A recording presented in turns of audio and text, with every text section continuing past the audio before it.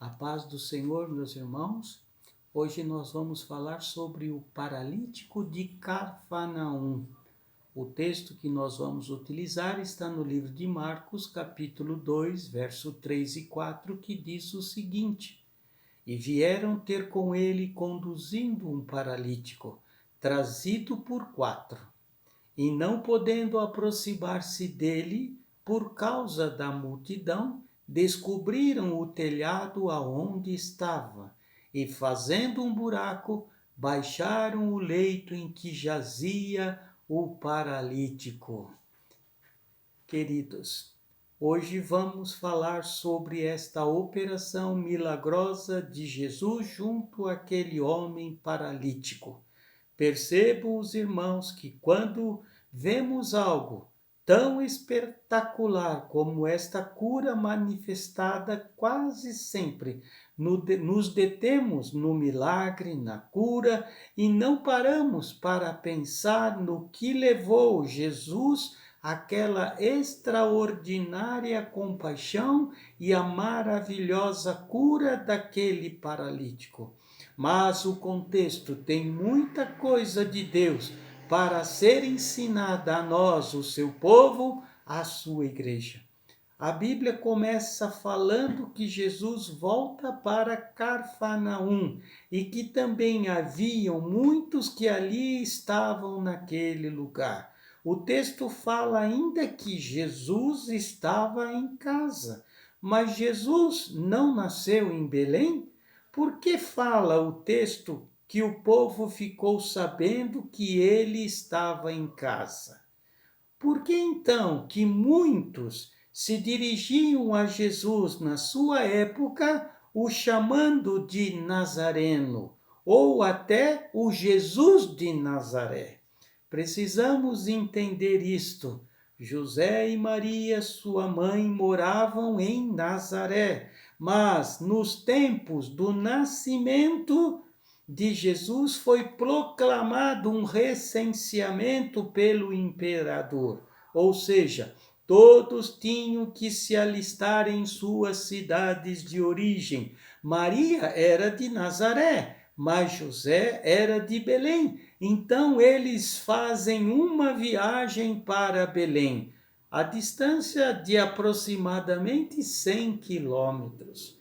E foi neste momento da ida para Belém que Maria teve Jesus, e depois eles voltam novamente para Nazaré. Portanto, Jesus nasceu em Belém, mas foi criado, ele cresceu e se desenvolveu em Nazaré. E aos 30 anos, João Batista o batiza. E neste momento se inicia o ministério de Jesus. E depois disso, ele sabe da morte de João Batista. Então ele sai de Nazaré e vai para Cafarnaum, que era uma cidade à beira do mar da Galileia.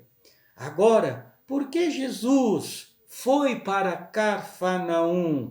Não foi porque ele queria morar na cidade praiana, como muitos fazem isso nos dias de hoje. Mudam para o litoral. Não, Jesus foi para Cafarnaum porque ele não encontrou fé em Nazaré. Queridos, fica aqui uma lição para nós muito importante. Pouco ou quase nada Jesus pode fazer se não houver fé. Se as pessoas não crerem, fica quase impossível acontecer milagres, curas e maravilhas. Queridos, por isso ficou registrado nas Escrituras uma verdade absoluta. Sem fé é impossível agradar a Deus. Para conquistarmos em Deus, precisamos acreditar que Ele é o Filho de Deus, o Deus vivo. Aleluias! A cidade de Cafarnaum se torna também a casa de Jesus, pois a cidade de Cafarnaum passa a ser a base do ministério de Jesus. E por isso, naqueles dias, foi registrado na Bíblia que pessoas usavam esta expressão e soube-se que ele estava em casa. E nesses dias, por causa disso, muitas pessoas vinham de longe para ouvir Jesus em Cafarnaum.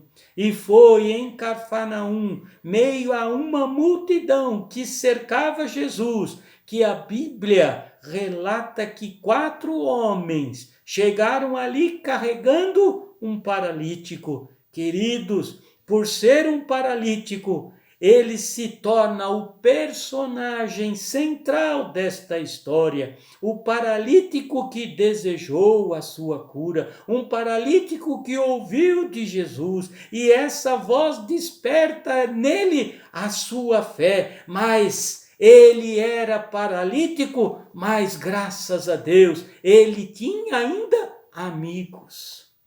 Pois naquela época, ser um paralítico era muito difícil. Não é como nos dias de hoje, que a tecnologia dá aos deficientes melhores condições de sobreviver, mas naqueles tempos era muito diferente. Ser um paralítico nos tempos de Jesus era depender dos outros para quase tudo, era estar numa condição de frustração, de impotência, de decepção, de vergonha, de falta de realização. Queridos, isso me mostra que a maior característica da paralisia é a limitação que ela impõe a alguém. Pensando nisso, preciso te dizer algo muito, muito importante nesta conversa de hoje. Tem muita gente que não é um paralítico, que tem movimentos físicos perfeitos, não tem defeito nenhum, mas estão na mesma condição do paralítico de Cafarnaum.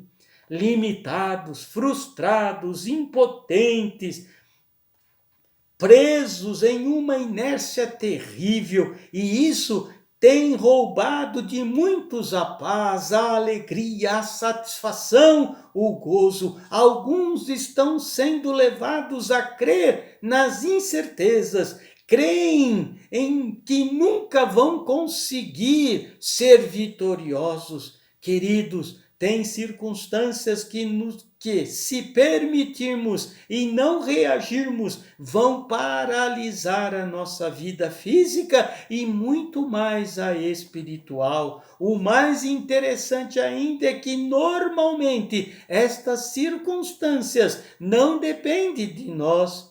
Pergunto para você agora: o que aquele paralítico de Cafarnaum poderia fazer naquele tempo, a não ser se acomodar com aquela situação, com aquela paralisia? Nada. Mas isso foi antes de ouvir Jesus. Mas lembram-se que ele ouviu falar de Jesus. Queridos, tem circunstâncias que vêm sobre nós para trazer fracasso, perdas, frustrações, decepções, vergonhas e, em muitos casos, até medo, e causa paralisia em todas as áreas das nossas vidas e principalmente na vida espiritual. Meus irmãos queridos, falamos no início, Jesus não encontrou fé em Nazaré. Será que Deus tem encontrado fé verdadeira na igreja de hoje? Fé com qualidade e a fé sendo colocada em ação? Lembrem-se o que diz a palavra de Deus: sem fé é impossível agradar a Deus. O paralítico de Cafarnaum entendeu, depois de ouvir Jesus, que tudo aquilo por que ele passava não precisava ser daquela forma. Ele creu, ele desejou mudar aquilo na sua vida. E naquele tempo, o que ele podia fazer, ele fez, ele creu. Mas tem gente que não quer sair da sua posição de paralisia. Tem gente nos dias de hoje que não quer sair da sua área de conforto. Tem gente que só em pensar em mudar, em ter novas atitudes, já desiste. Mas aquele homem de Cafarnaum, ele disse aquela circunstância não. O interessante é que além de sua fé, aquele paralítico tinha também amigos. Agora, como disse certa vez um pastor conhecido, e eu gravei isso no meu coração e eu gostaria de compartilhar com você, existem amigos parteiros ou coveiros. Os amigos parteiros são aquelas pessoas que nos cercam e podem nos ajudar a dar à luz a todos os nossos sonhos, projetos, conquistas. Ou podemos ter amigos coveiros, que podem nos ajudar a enterrar os nossos sonhos, as nossas esperanças, podem trazer sobre nós palavras de derrotas, de descrença, de desespero. Uma coisa é certa, a escolha é sempre a nossa. Ou escolhemos amigos parteiros ou coveiros. Cabe a cada um de nós a escolha.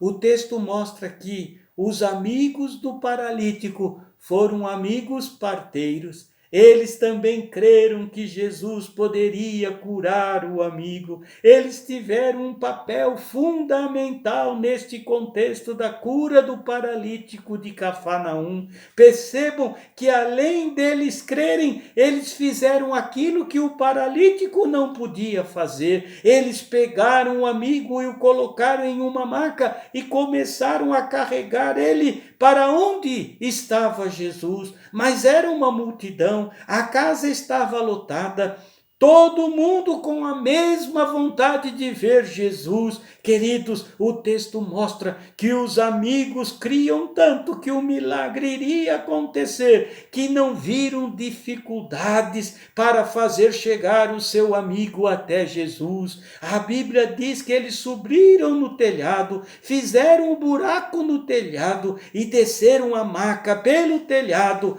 para que pudesse descer o amigo até Jesus. Aleluias! Jesus naquele momento então vê a fé do coração daqueles amigos.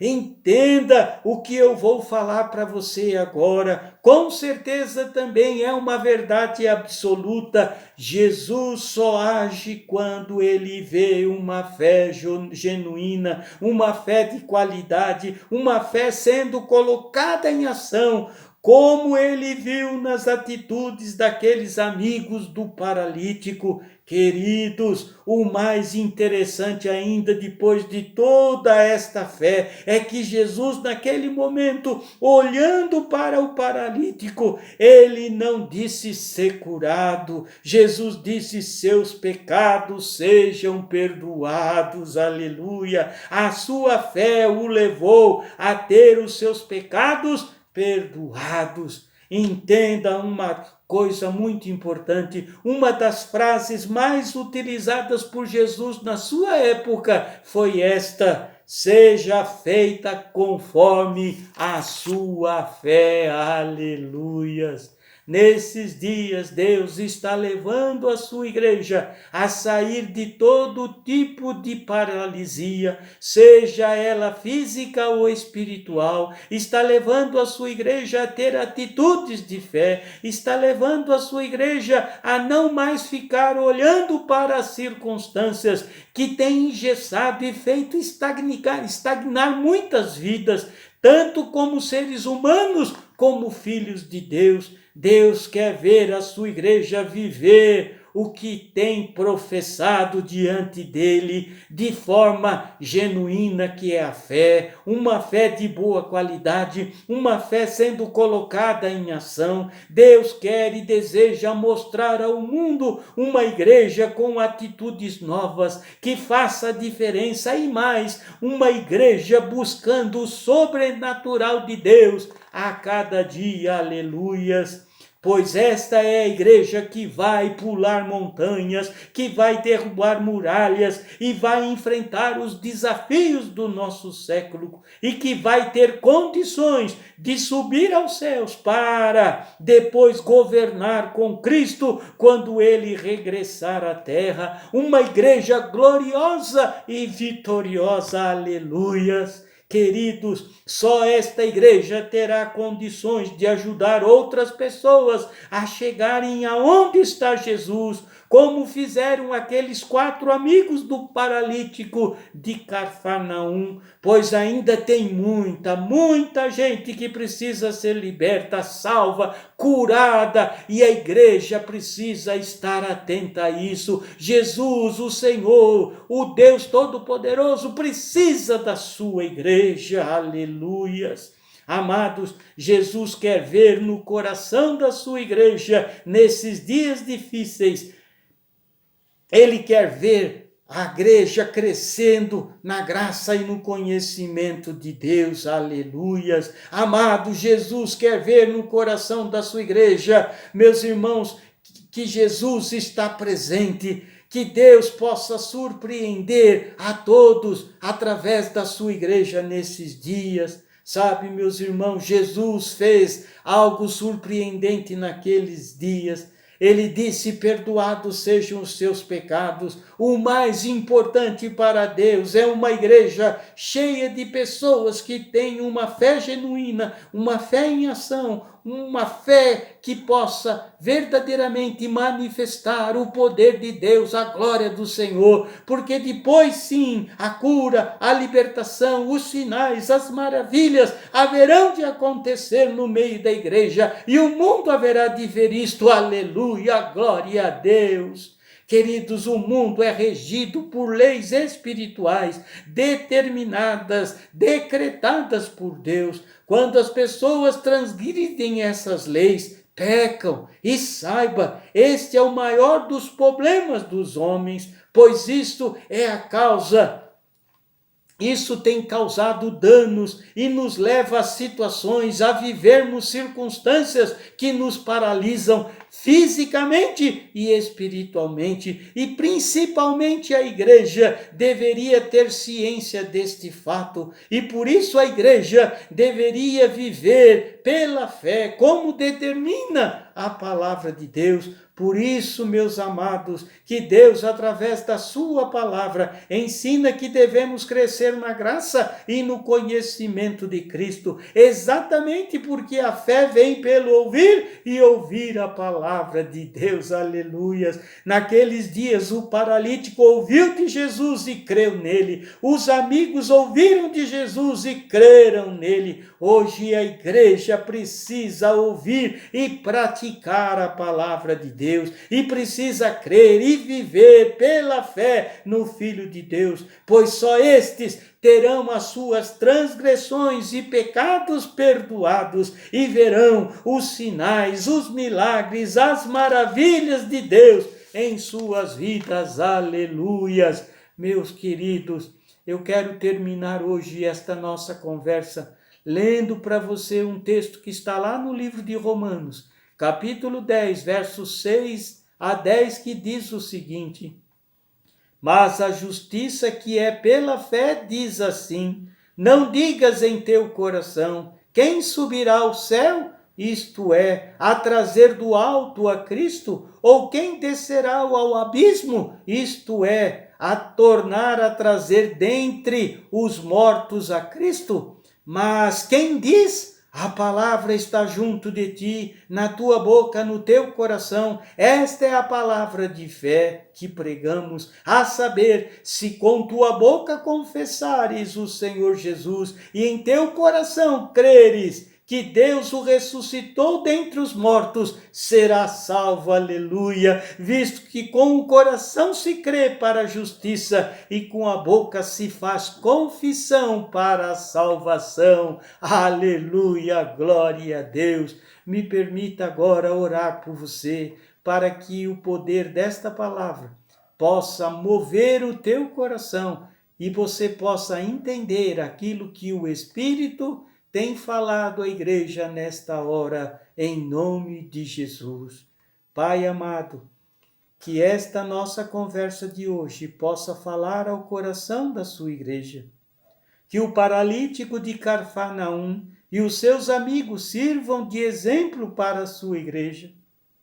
Que desperte em sua igreja o desejo de cada vez mais caminhar pela fé, manifestando uma fé genuína e de qualidade. Que a sua igreja cumpra o papel importante de igreja, que é glorificar a Deus e salvar vidas. Peço a ti, ó Deus, que todo tipo de paralisia, seja física ou espiritual, seja tirada do meio da sua igreja. Que a sua igreja entenda que, como noiva, precisamos andar neste mundo segundo as leis do reino, e não segundo aquilo que entendemos. Que a sua igreja possa entender que mais do que nunca, precisamos viver de fé em fé e de glória em glória, rejeitando o pecado, se apartando até da aparência do mal. Pai, cubra a sua igreja com o teu sangue e com a tua unção, para que a tua igreja possa se manifestar nestes dias como uma igreja gloriosa e vitoriosa. Aleluia! Deus abençoe a tua vida. Que o poder de Deus, a glória do Senhor seja sobre a tua vida e a sua casa, em nome de Jesus. Amém e amém.